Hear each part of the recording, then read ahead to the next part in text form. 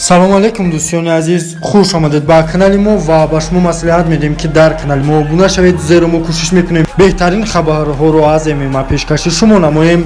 бо шумо ҳастем канали Шермардон ва имрӯз бошад беҳтарин хабарҳоро аз соҳаи ММА пешкаши шумо мекунем.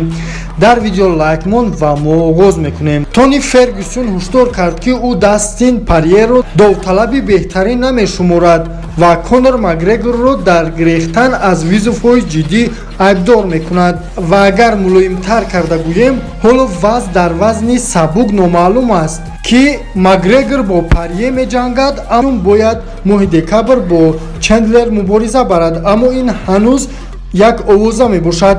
агар байни Макгрегор ва Фергюсон бой шавад, пас ки ғолиб мешавад? худи ҳозир дар комментария нависед ва мо давом медиҳем. варзишгари тоҷик Нурулло Алиев ки рекордаш 4-0 мебошад, бо ширкати промоутери AMC Fight Night шартнома бастааст. дебют дар лигаи нав 25 декабр дар Москав баргузор мешавад. номи рақиб ба зудӣ эълон хоҳад шуд.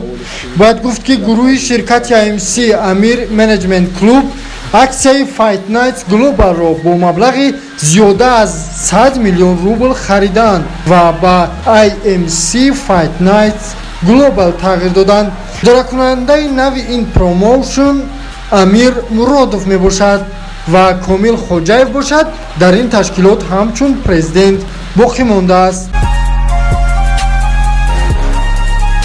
Я готов, я мотивирован. И как говорит мой старший брат Раджабали Боевнов, лучше умереть, чем проиграть. Иншаллах, по воле Всевышнего, я подниму флаг нашей Родины высоко.